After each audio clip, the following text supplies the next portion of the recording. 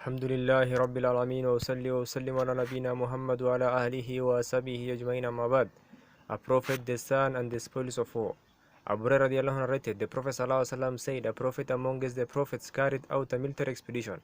So he said to his followers, anyone who has married a woman and wants to consummate the marriage but has not done so yet should not accompany me, or nor should a man who has built a house but has not completed its roof, nor a man who has sheep or she camels and is waiting for the birth of their young.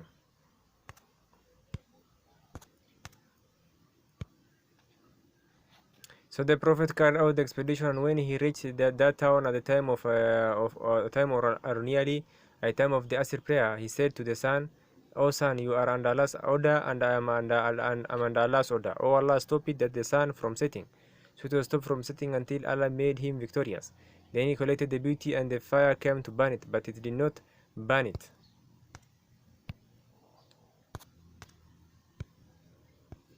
He said to his men, one from the amongst you had stolen something from the booty.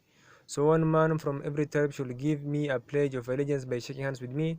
They did so, and the hand of one man stuck on the hand of their prophet.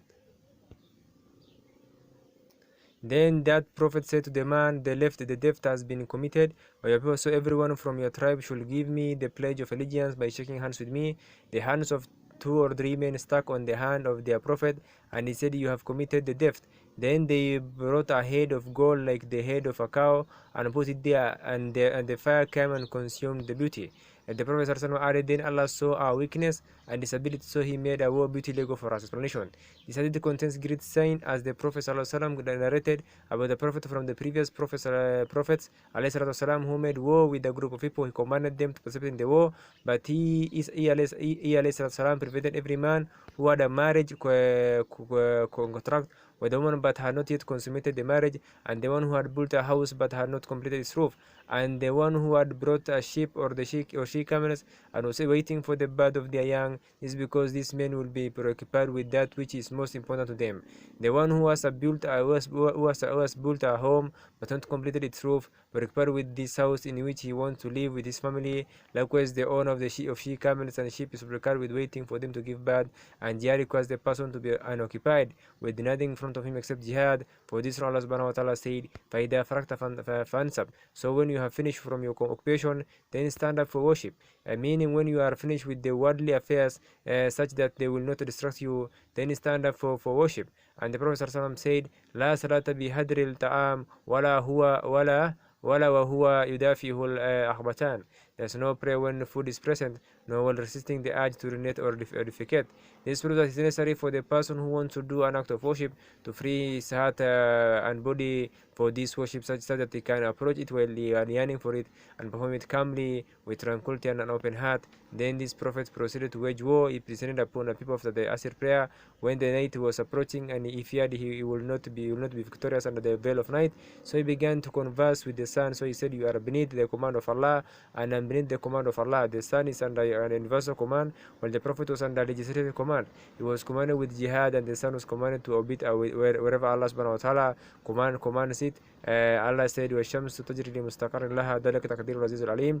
And the sun runs on its fixed course for a time appointed. That is the decree of all the Almighty, the All-Knowing. Since the time Allah subhanahu wa ta'ala created it, it has been running its commanded course without proceeding, delaying. The Prophet said, Allahumma bisaha alayna. O Allah, stop it, the sun from setting.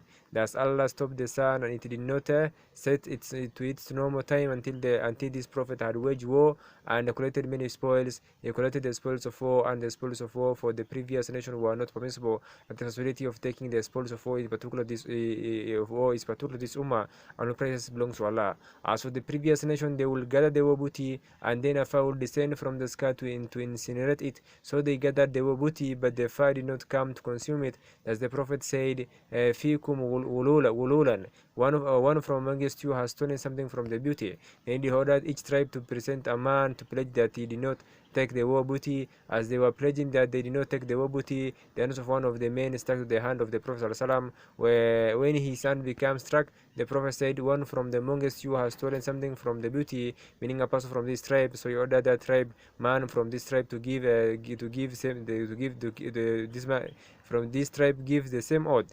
The hand of 2 or 3 men became stuck so to the hand of the prophet.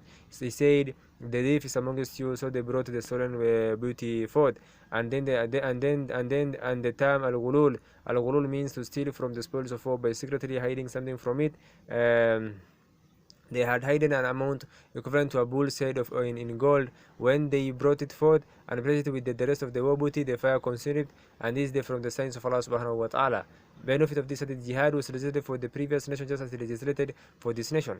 This has been proven in the book of Allah in his statement. وَكَيِّ مِن نَبِيٍّ قَتَلَ مَعَهُ رِبِّيُّونَ كَثِيرًا فَمَا هَالِ مَا أَصَابَهُم فِي سَبِيلِ اللَّهِ وَمَا ضَعُفُوا وَمَا اسْتَكَانُوا وَاللَّهُ يُحِبُّ الصَّابِرِينَ. And how many a prophet fought, and with him fought many religious scholars, but they never lost assurance due to what afflicted them in the cause of Allah, nor did they weaken or degrade themselves. Similar is the story of Jalut, and Dawood in Surah Al-Baqarah. And this hadith contains tremendous proof of the greatness of Allah for Allah subhanahu wa ta'ala and his control over the affairs of the universe. He caused these affairs to operate outside the norm, either to aid the messenger, to repel harm from him, or for the benefit of Islam.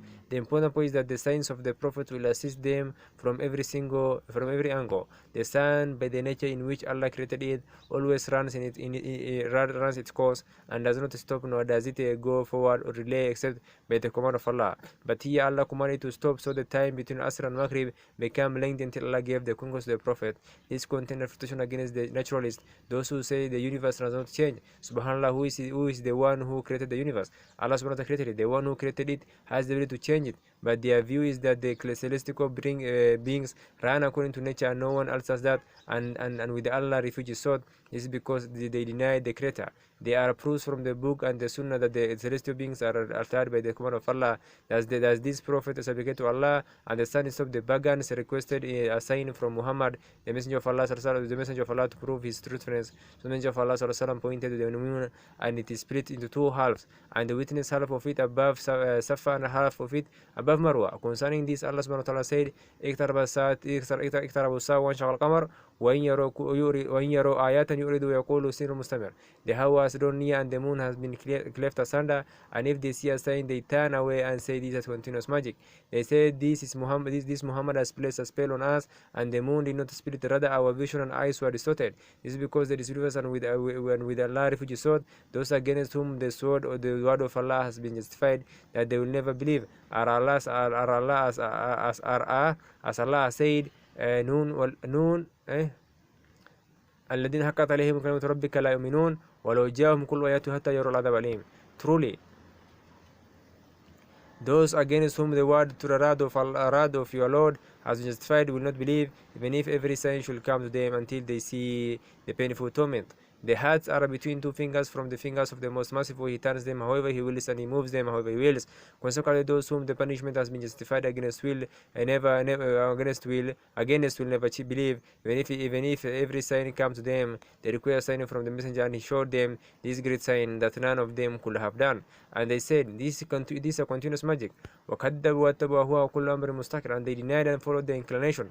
But for every matter is a time of settlement. This narration clarifies the favor of Allah upon this ummah, as He allowed them to have the spoils of war seized from the disbelievers, but it was impermissible for the previous nations. These spoils of war do a great deal of good for Islamic nation, assisting and aiding them upon jihad. So they seized the wealth from the disbelievers and then use it to fight against them. Another time, and this is from the virtue of Allah, as the Prophet said, I have been given 5 the things that were not given to any of the prophets before me. I have been granted victory by means of awe, by his frightening my enemies, for a distance of 1,000 or for a distance of 1 month's journey. The earth has been made a masjid, place of worship for me, and a means of purification. So anyone from my ummah can pray whenever the time for prayer is due. The spoil of war have been made permissible for me. I have been sent to all of mankind, while each previous prophet was only sent to his own people, and I have been granted intercession. Also in this hadith is Allah saying that the hand of those who stole the booty becomes struck to the hand of the prophet, and this was outside of what normally occurs. But Allah's power over all things. What normally occurs if you shake someone's hand, you are able to separate your hand from theirs. And from the benefit of this hadith is that the Prophet do not know the unseen, and there are many things that prove this. There were many things that hidden from our Prophet sallallahu alaihi wasallam, as Allah subhanahu wa ta'ala said, فَلَمَّا نَبَّهَا بِهِ قَالَتْ مَنْ أَنْبَاكَ هَذَا كَانَ بِعَلِيمُ الْخَبِيرِ. She said, who told you this? He said, the all-knower, the all-aware, Allah has told me. As for him, the Prophet, he does not know the unseen. And while his companions were with him, some of their affairs will be hidden from him. One day Abu Hurairah was in a state of major defilement. So when he returned from taking a bath, the Prophet ﷺ said to him, where were you, Abu Hurairah? And if the messenger did not know the unseen, then no one else from the creations knows the unseen. Allah subhanahu wa ta'ala said, عالم الغيب فلا يظهر الغيب أحدا لا من إلا من ترم الرسول فإنه يسلكون بين يديه ومن رصدا. He alone is the all-knower of the unseen, and he reveals his unseen to none except to a messenger from mankind whom he has chosen, and then he makes a band of watching guards angels to march before him and behind him. This hadith contains proof of the power of Allah subhanahu wa ta'ala. It was not known whether this fire came from, right, it descended from the sky, not from a tree on earth or from fire on earth, but from the sky. Allah commanded it, so it consumed all of the war, beauty, and with Allah lies success.